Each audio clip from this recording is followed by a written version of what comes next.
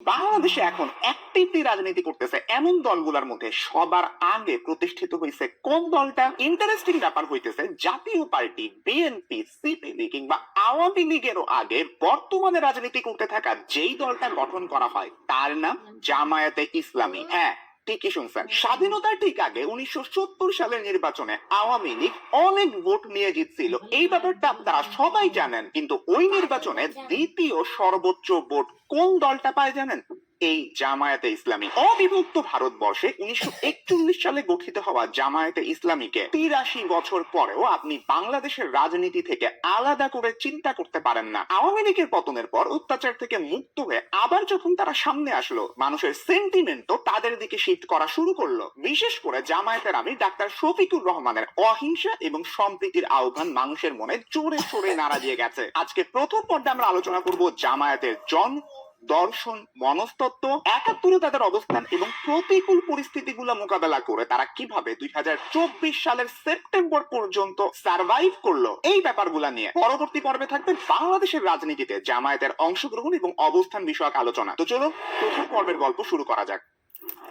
বাংলাদেশের রাজনীতিতে টিকে থাকার জন্য জামায়াতে ইসলামীকে প্রতিনিয়তই ব্যাপক প্রতিকূলতার মুখোমুখি হতে হয়েছে। প্রথমে আলোচনা করি 1971 পরবর্তী সময়ে জামায়াতে ইসলামীর অবস্থা কি দাঁড়িয়েছিল। 1972 সালে ধর্মভিত্তিক রাজনৈতিক দল নিষিদ্ধ করা হয়। সেই হিসাবে জামায়াতে ইসলামী একটা ধর্মভিত্তিক রাজনৈতিক দল, ওরাও 1972 সালে নিষিদ্ধ। এখন পূর্ব পাকিস্তান জামায়াতের সর্বশেষ আমির যিনি ছিলেন তার নাম গোলাম আজম, যার কথা আপনারা সবাই জানেন। 1973 সালের এপ্রিলে শেখ মুজিব সরকার 39 জনের নাগরিকত্ব বাতিল করে, তার মধ্যে উনি ছিলেন একজন। গোলাম আজম একটা লম্বা সময় সৌদি আরবে থেকে জামায়াতের সাথে কানেকশন রাখছিলেন। 1977 সালে জিয়াউর রহমান একটা অধ্যাদেশ জারি করেন, যার মাধ্যমে ধর্মভিত্তিক রাজনৈতিক দলগুলোকে আবারও রাজনীতিতে ফেরত আসার সুযোগ দেওয়া হয়। তবে দীর্ঘদিন পর্যন্ত জামায়াতে ইসলামের একটা বড় সমস্যা ছিল গোলাম আজমের নাগরিকত্ব ইস্যু। উনি যখন 1978 সালে বাংলাদেশে ফেরত আসেন, তখন তিনি পাকিস্তানের নাগরিক হয়ে পাকিস্তানের পাসপোর্ট দিয়েই ফেরত আসেন। ইন্টারেস্টিং ব্যাপার,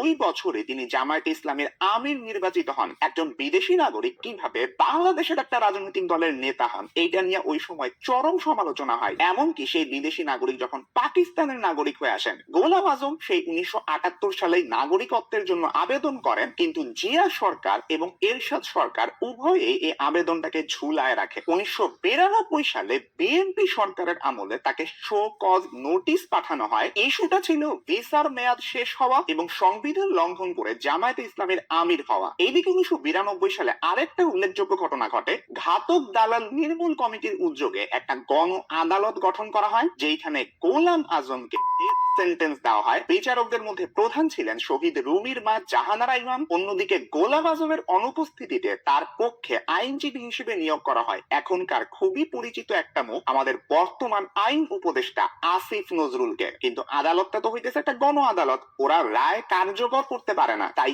এই রায় কার্যকর করার জন্য সরকারের প্রতি অনুরোধ জানানো হয়। তো তখন আগের সরকারগুলোর মতনই বিএনপি সরকারও গোলাম আজমের এই নাগরিকত্বটাকে ঝুলায় রাখছিল অ্যাটলিস্ট শুরুর দিকে। তার পাশাপাশি গণ আদালতের বিষয়টা নিয়েও সেই সময় ব্যাপক আলোচনার সৃষ্টি হয়। পরে 1993 সালে তিনি প্রথমে হাইকোর্ট এবং পরবর্তীতে সরকার পক্ষের আপিলের ভিত্তিতে সুপ্রিম কোর্টের রায়ের মাধ্যমে নাগরিকত্ব ফেরত পান এবং 1994 সালে বাংলাদেশি পাসপোর্ট পান। জামায়াতে ইসলামের প্রতিকূলতার শেষ আর চরম ধাপটা আসে গত আওয়ামী লীগ সরকারের আমলে। 2010 সাল থেকে শুরু হওয়া অপরাধের বিচারের অংশ হিসেবে জামায়াতের শীর্ষ নেতাদের বিচার করে সাজা দেওয়া শুরু হয়। ঘটনা শুরু হয় 2010 সালের 29 জুন। ওই দিন জামায়াতের আমির মতিউর রহমান নিজামী, সেক্রেটারি জেনারেল আলী আহসান মোহাম্মদ মুজাহিদ এবং নায়েবে আমির দেলোয়ার হোসেন সাইদিকে অ্যারেস্ট করা হয়। শুরুতে তাদের ব্যাপারে যে মামলাটা ছিল ধর্মীয় অনুভূতিতে আঘাত দেওয়ার মামলা, পরে তাদের বিরুদ্ধে অপরাধের মামলা হয়। 13 জুলাই গ্রেফতার হন সহকারী সেক্রেটারি জেনারেল মোহাম্মদ কামারুজ্জামান এবং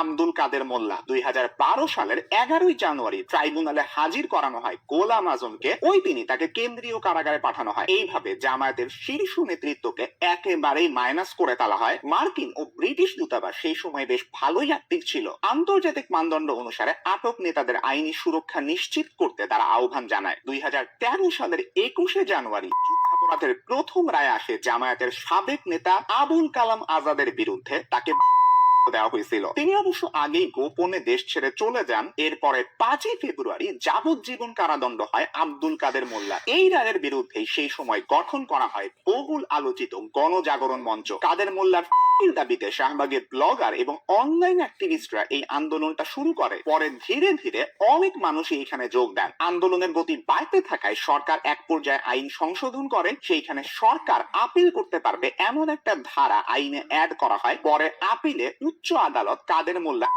সাজা দেয়। মহিউদ্দিন আহমদ এই আন্দোলনকে বিশ্লেষণ করতে গিয়ে বলেন, এই রায় কি আদৌ ন্যায় বিচার নাকি জনতুষ্টির রায় তা নিয়ে স্বাভাবিকভাবেই তখন অনেক আলোচনা হয়। সমালোচনা বেশি হওয়ার কারণ হিসেবে সরকারের বিভিন্ন সংস্থা দ্বারা এই আন্দোলনে প্রশ্রয় দেওয়া এবং সহযোগিতা করার ব্যাপারটা ছিল অন্যতম। তার বিশ্লেষণের সারমর্ম ছিল, ক্ষমতাসীন আওয়ামী লীগ সরকার এই আন্দোলনের ফসল ঘরে তুলতে সমর্থ হয়। তো যাই হোক, এরপর 18ই ফেব্রুয়ারি দেলোয়ার হোসেন সাঈদীর ফাঁসির আদেশ আসে। এর বিরুদ্ধে কিন্তু তখন বিক্ষোভ হয় সারা দেশে। 28 ফেব্রুয়ারি থেকে 4 মার্চের মধ্যে 74 জন মানুষ প্রাণ হারায় বলে প্রথম আলো সংবাদ প্রকাশ করে। এই ঘটনাকে গণ দিয়ে 12ই মার্চ বিএনপির এক সমাবেশে খালেদা জিয়া বলেন, তখনকার স্বরাষ্ট্রমন্ত্রী মহিউদ্দিন খান আলমগীর উনি নিজেই একজন রাজাকার। আওয়ামী লীগেও বহু রাজাকার আছে, আগে তাদের ধরতে হবে। আমরাও যুদ্ধাপরাধের বিচার চাই, যা হবে স্বচ্ছ ও আন্তর্জাতিক মানের। আমরা ক্ষমতায় গেলে সেই বিচার করব। এখন আপনারা যে লিস্টটা দেখতেছেন, এখানে যুদ্ধাপরাধের বিচারে কার সাজা কত তারিখে হয়েছে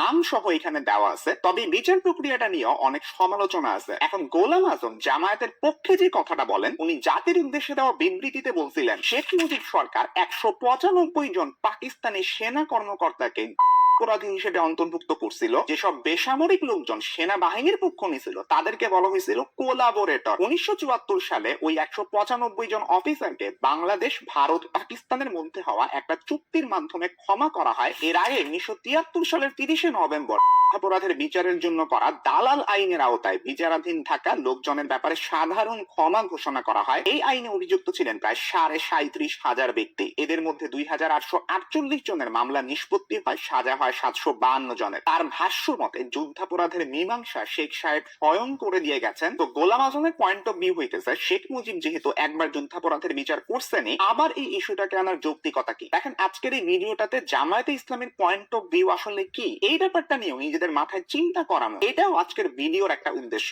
জামায়াতে ইসলামী যে শুধু বাংলাদেশ আমলে প্রতিকূলতার মুখোমুখি হয়েছে, ব্যাপারটা এইরকম না। পাকিস্তান আমল থেকে তাদেরকে ব্যাপক প্রতিকূলতার মুখোমুখি হয়ে আসতে হয়েছে। আপনার মনে হইতেই পারে, পাকিস্তানের মতন দেশে জামায়াতে ইসলামীর আবার কি সমস্যা হবে? প্রথম কথা, জামায়াতে ইসলামী তো একটা মুসলিম দল। তার উপরে বাংলাদেশের মুক্তিযুদ্ধের সময়ে জামায়াতে ইসলামী পাকিস্তানকে সমর্থন দিছিল। তাই পাকিস্তান আমলে ওদের সাথে আবার কারা গ্যাঞ্জাম করলো? জামায়াতে ইসলামের যে মূল তাত্ত্বিক এবং প্রথম আমির আবুল আলা মওদুদীর নাম আপনারা সবাই জানেন। 1953 সালে লাহোরে কাদিয়ানি বিরোধী দাঙ্গা ইস্কানি দেওয়ার অভিযোগে উনাকে গ্রেফতার করা হয়। 1954 সালের 11ই মে মাওলানা মওদুদীকে সামরিক আদালত মৃত্যুদণ্ড দেয়। 19শে মে সেই রায় পরিবর্তন করে যাবজ্জীবন কারাদণ্ড দেওয়া হয়। এই রায়টা অবশ্য কার্যকর হয় নাই। এখন 1958 সালে পাকিস্তানে তো সামরিক আইন জারি হয়। তখন রাজনৈতিক দলগুলোর উপরে বিভিন্ন বিধি নিষেধ আসতে থাকে, এন্ড জামায়াতে ইসলামীও এর থেকে বাদ যায় নাই। 205 নম্বর নবাবপুর রোডে জামায়াতের পূর্ব পাকিস্তান শাখার অফিস ছিল। সরকারের পক্ষ থেকে এখানে তালা মেরে বইপত্র, ফার্নিচার, ফাইল এই সব কিছু নিয়ে যাওয়া হয়। 1962 সালে এসে সামরিক আইন উঠা যায়। তখন জামায়াতের নেতারা 1961 সালে পাশ হওয়া মুসলিম পারিবারিক আইনের বিরোধিতা করে প্রচার শুরু করেন। এই আইনে মূলত সম্পদের উত্তরাধিকারের বিষয়টা সংস্কার করা হয়। এর পাশাপাশি ওই সময় তালাক এবং বিয়ের ন্যূনতম বয়স নিয়েও আইন সংস্কার করা হয়। এই যে জামায়াত তখন সরকারের বিরোধিতা করতেছিল, এইটা নিয়ে পাকিস্তানের তখনকার যে প্রধান প্রেসিডেন্ট আইয়ুব খান, উনি জামায়াতের উপরে বেশ ক্ষিপ্ত ছিলেন। এই সবেরই ধারাবাহিকতায় 1964 সালের 6 জানুয়ারি জামায়াতকে নিষিদ্ধ করে মাওলানা মওদুদী সহ কেন্দ্রীয় নেতাদেরকে গ্রেফতার করা হয়। গ্রেফতারের পরে সরকারের দেওয়া চার্জশিটে জামায়াতকে একটা সংগঠন বলা হয়। ব্যাপারটা খুবই ইন্টারেস্টিং। জামায়াতকে একটা সংগঠন বলে আখ্যা দেওয়া হইতেছে সেই পাকিস্তান আমলে, তাও প্রেসিডেন্ট আইয়ুবের সরকারের বিরোধিতা করার কারণে। কিন্তু ওই বছরেরই জুন মাসে ঢাকা হাইকোর্টের যিনি চিফ জাস্টিস ছিলেন সৈয়দ মাহবুব রশিদ, উনি জামায়াত নিষিদ্ধের আদেশকে বেআইনি বলে ঘোষণা দেন। এরপরে আগস্টে গোলাম আজম সহ পূর্ব পাকিস্তানের 4 জামায়াত নেতা জেল থেকে মুক্তি পান। আইয়ুব খান তো জামায়াতকে 2 চোখে দেখতে পারতেন না, এন্ড এই ব্যাপারটা তার ডায়েরিতে উঠে আসছে।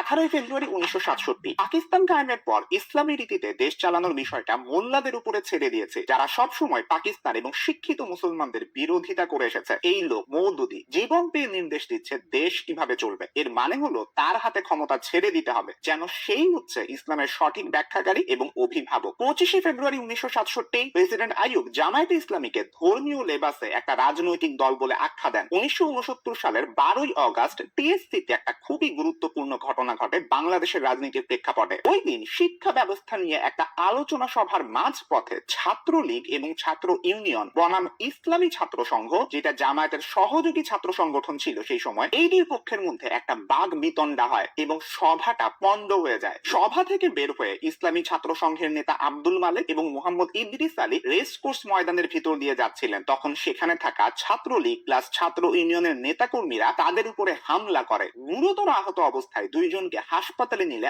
আব্দুল মালেক সেখানেই প্রাণ হারান। হাসিনা বলে আবরার ফাহাদের ঘটনা কিংবা মব লিঞ্চিংয়ের সময় এইরকম মানুষ মারার ঘটনা এখন আমাদের কাছে খুবই স্বাভাবিক হয়ে গেছে, কিন্তু ওই সময় ঢাকায় এইরকম ভাবে প্রাণ হারানোর ঘটনা ছিল বিরল। এইটা নিয়ে পত্র পত্রিকায় অনেক আলোচনা সমালোচনা হয়। পত্রিকায় ছাপা ছবি দেখে হামলাকারীদেরকে শনাক্ত করা যায়। লেখক ও গবেষক মহিউদ্দিন আহমদ এই ঘটনাকে দেশের ছাত্র রাজনীতির জন্য একটা ইনফ্লুয়েন্সিয়াল ঘটনা বলে ব্যাখ্যা করেছেন। তার মতে এই ঘটনার কারণে ছাত্র রাজনীতিতে প্রতিদ্বন্দ্বী দলগুলা একে অপরের শত্রুতে পরিণত হয়। খেয়াল রাখবেন, প্রতিদ্বন্দ্বী কারা আর শত্রু কারা এই দুইটা শব্দের মধ্যে কিন্তু ব্যাপক একটা ফারাক আছে। এই ঘটনাটার সাথে সম্পৃক্ত যে তিনটা ছাত্র সংগঠন, ওরা কিন্তু একত্রে আইয়ুব সরকারের সময়ে তার যে সমর্থক ছাত্র সংগঠন ছিল এনএসএফ, এইটার বিরোধিতা ওরা তিনটা ছাত্র সংগঠন একসাথে করছিল। পাকিস্তান আমলে শেষবার 70-এর নির্বাচনকে সামনে রেখে 1970 সালের 18 জানুয়ারি এক জনসভায় জামায়াতের উপরে হামলা হয়। এতে অসংখ্য মানুষ আহত হন, 2 জন প্রাণ হারান। গোলাম আজম এই পিছনে প্রশাসন, পুলিশ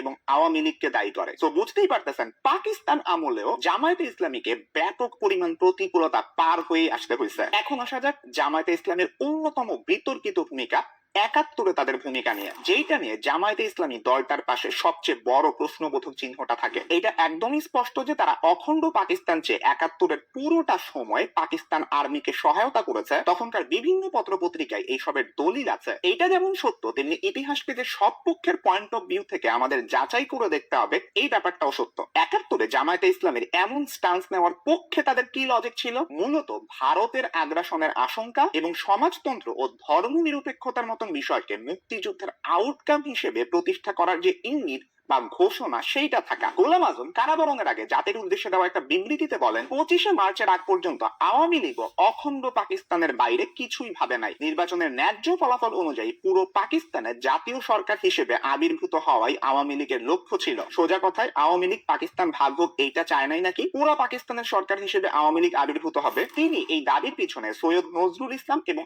আব্দুস সামাদ আজাদের সাথে তার যোগাযোগের ব্যাপারটা উল্লেখ করেন। 25 মার্চেও টেলিফোনে আব্দুস সামাদ আজাদ তাকে জানিয়েছিলেন যে অখণ্ড পাকিস্তান ছাড়া অন্য কোনো বিকল্প আওয়ামী লীগ চিন্তা করছে না। গোলাম আজম তার জীবনে যা দেখলাম এটার সপ্তম খণ্ডে উল্লেখ করেন। উনি পাকিস্তান ভাঙার জন্য সরাসরি ইয়াহিয়া এবং ভুট্টোকে দায়ী করেন। শেখ মুজিব পাকিস্তানের প্রধানমন্ত্রী হয়ে নিয়মতান্ত্রিক উপায়ে পূর্ব পাকিস্তানকে বিচ্ছিন্ন করতে চেয়েছিলেন বলে জানান। তিনি এর পক্ষে যুক্তি দিয়ে বলেন, শেখ মুজিব সশস্ত্র মুক্তিযুদ্ধ চাইলে সবার সাথে ভারতে পালিয়ে যেতেন, পাকিস্তানে বন্দী হতে রাজি হতেন না। তিনি জীবনে যা দেখলাম অষ্টম খণ্ডে পাকিস্তান ভাঙার জন্য 1 নম্বর অপরাধী হিসেবে ভুট্টোকে দায়ী করেন। কারণ হিসেবে বলেন যে এক দেশের পার্লামেন্টে দুইটা দল মেজরিটি পার্টি হিসেবে থাকতে পারে না। ভুট্টো স্বাভাবিকভাবে বিরোধী দলীয় নেতা হিসেবে থাকতে পারতেন, তা না করে তিনি ইয়াহিয়ার সাথে ষড়যন্ত্র করে বাংলাদেশকে মুক্তিযুদ্ধ করতে বাধ্য করেন এবং ভারতকে হস্তক্ষেপ করার মহা সুযোগ সৃষ্টি করে দেন। তবে তার বক্তব্য যাই থাকুক, 71-এ জামায়াতে ইসলামী এবং গোলাম আজমের অবস্থান নিয়ে প্রশ্ন তোলার ব্যাপক সুযোগ আছে। প্রথমেই আসে শান্তি কমিটির কথা। এইটা গঠিত হয় 16 এপ্রিল 1971 সালে। গোলাম আজম শান্তি কমিটির প্রাথমিক অবস্থায় একজন প্রধান সদস্য ছিলেন। 13 জুন জামায়াতে ইসলামের মুখপত্র দৈনিক সংগ্রাম শান্তি কমিটির দায়িত্ব ও কর্তব্য শিরোনামে একটা সম্পাদকীয় ছাপে। এইখানে শান্তি কমিটির কাজের ধারণা পাওয়া যায়। এইখানে পাকিস্তান পন্থীদেরকে দেশপ্রেমিক এবং মুক্তিযোদ্ধাদের দুষ্কৃতিকারী গেরিলা আখ্যা দিয়ে প্রেরণা নিয়ে তাদের মোকাবেলা করার আহ্বান জানানো হয়। তবে শান্তি কমিটির একটা বিষয়, এটা গঠন করা হয়েছিল সরকারি উদ্যোগে, আর ইউনিয়ন পর্যায়ে নির্বাচিত প্রতিনিধিরাই এই কমিটির সদস্য হইতেন। তাদের সবাই যে স্বাধীনতা বিরোধী ছিলেন ব্যাপারটা এমন না। অনেকে মুক্তিযুদ্ধে সহায়তা করেছেন, আবার অনেকের সন্তান ছিলেন মুক্তিযোদ্ধা, এমনটাই তার বইয়ে মহিউদ্দিন আহমেদ উল্লেখ করছেন। যাই হোক, ৭১-এর সময়টাতে জামায়াতে ইসলামী বৃহত্তম পাকিস্তানপন্থী রাজনৈতিক দল। ৭০-এর নির্বাচনে তারা দ্বিতীয় সর্বোচ্চ ভোট পায়, এটা তো আগেই আপনাদেরকে বলছি। মুক্তিযুদ্ধের সময় তাদের মনোভাবটা এমন ছিল যেন মুক্তিযোদ্ধারা ভারতের চর এবং দুষ্কৃতিকারী। ১১ এপ্রিল গোলাম আজম বলেন যে মুক্তিযোদ্ধারা ভারতের প্রেরণ করা সশস্ত্র অনুপ্রবেশকারী, তারা পূর্ব পাকিস্তানি মুসলমানদের কাছ থেকে সাহায্য পাবে না। ২১ মে পূর্ব পাকিস্তান জামায়াতের সাধারণ সম্পাদক মোহাম্মদ শফিকুল্লাহ মুক্তিযুদ্ধকে সন্ত্রাসের রাজত্ব এবং গোলযোগ বলে আখ্যা দেন। সাধারণ সম্পাদক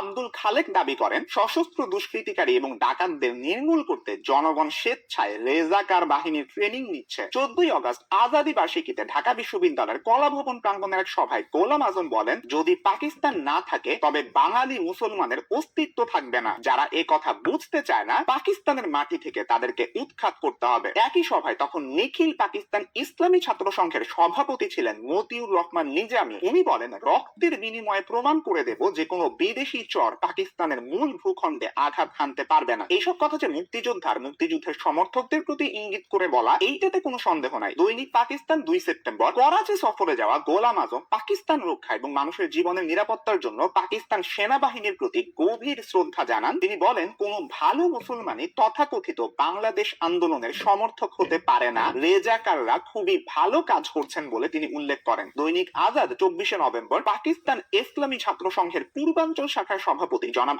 আলী আহসান মোহাম্মদ মুজাহিদ এবং সাধারণ সম্পাদক মীর কাশেম আলী গতকাল মঙ্গলবার এক বিবৃতিতে হিন্দুস্তানি হামলার বিরুদ্ধে রুখিয়া দাঁড়ানোর জন্য দেশের ছাত্র সমাজের প্রতি উদাত্ত আহ্বান জানিয়েছেন। তারা ছাত্র সংঘের প্রতিটি কর্মীর প্রতি পাকিস্তানের প্রতি ইঞ্চি জমি রক্ষার প্রস্তুতি গ্রহণের আহ্বান জানাইয়াছেন। গোলাম আজম বলেন, অন্তর্ঘাতী অনুচরদের ন্যায় আমাদের রেজাকার এবং অন্যান্য দেশপ্রেমিকদেরও একই ধরনের ক্ষমতা সম্পন্ন অস্ত্র সজ্জিত করিতে হইবে। সাথে পূর্ব পাকিস্তানের উপরে আস্থা স্থাপনের উদ্দেশ্যে ৩ দফা দাবি জানান। জামায়াতের প্রতিষ্ঠাতা এবং মূলতাত্ত্বিক আবুল আলা মওদুদী দৈনিক আজাদ ৭ ডিসেম্বর, দেশ বিধর্মীর দ্বারা আক্রান্ত হইলে মুসলমানদের জন্য বাধ্যতামূলক। ১৪ নভেম্বর ১৯৭১ দিনটা হিজরি ক্যালেন্ডার অনুযায়ী ২৫ রমজান ছিল। ওই দিন জামায়াতে ইসলামী বদর দিবস পালন করে। আল বদর বাহিনীর সদস্যরা মিছিলও বের করে ঢাকায়। ঐতিহাসিক বদরের যুদ্ধ অবশ্য ১৭ রমজানে হয়েছিল। ওই দিন জামায়াতের মুখপত্র সংগ্রাম পত্রিকায় আল বদর বাহিনীর প্রধান মতিউর রহমান নিজামী বদর দিবস পাকিস্তান ও আল বদর শিরোনামে একটা নিবন্ধ লিখেন। সেইখানে তিনি মুক্তি বাহিনী প্রকারান্তরে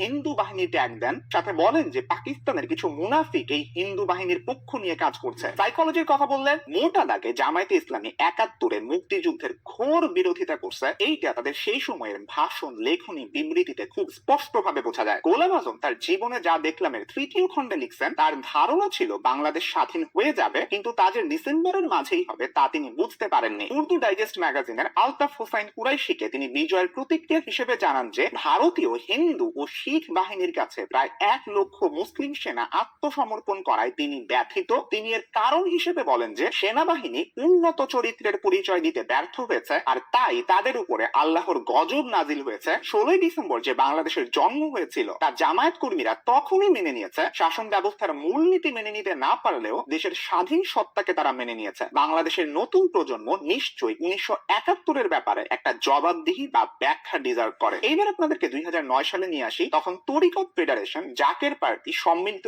ইসলামী জোটের নেতারা সহ ২৫ জন মিলে জামায়াতকে নিবন্ধন দেওয়ার সিদ্ধান্তকে চ্যালেঞ্জ করে হাইকোর্টে রিট করেন। নিবন্ধনটা বাঁচানোর জন্য গঠনতন্ত্র থেকে তখন আল্লাহ ও রাসূল সাল্লাল্লাহু আলাইহি ওয়াসাল্লামের প্রদর্শিত ইসলামী রাষ্ট্র ব্যবস্থার কথা বাদ দিয়ে গণতান্ত্রিক রাষ্ট্র ব্যবস্থার কথা বলা হয় জামায়াতে ইসলামীর ক্ষেত্রে। তারপরেও ২০১৩ সালের ১ আগস্ট সংবিধানের সাথে গঠনতন্ত্রের সাংঘর্ষিক অবস্থানের কথা ব্যাখ্যা দিয়ে জামায়াতের নিবন্ধনকে অবৈধ এবং বাতিল করে রায় দেওয়া হয়। এইটার কারণে নির্বাচন করার পথ বন্ধ হয়ে যায় জামায়াতের জন্য। এরপরেও তারা গঠনতন্ত্র পরিমার্জন করে দলের নাম চেঞ্জ করে নিবন্ধন ফিরে পাওয়ার চেষ্টা করে, কিন্তু ২০১৮ সালে নির্বাচন কমিশন তাদের নিবন্ধন বাতিলের প্রজ্ঞাপন জারি করে। আবার ঠিক ২০১৩ সালের ১ আগস্ট নিবন্ধন বাতিলের মতোই ২০২৪ সালের ১ আগস্ট পতনের ঠিক আগ মুহূর্তে আওয়ামী লীগ সরকার জামায়াত এবং ছাত্র শিবির সহ তাদের সব অঙ্গ সংগঠনকে নিষিদ্ধ করে। এই যে পাকিস্তান এবং বাংলাদেশ দুই আমলেই এত এত দমন আর পীড়ন, এইটা সহ্য করে জামায়াতে ইসলামের টিকে থাকার যে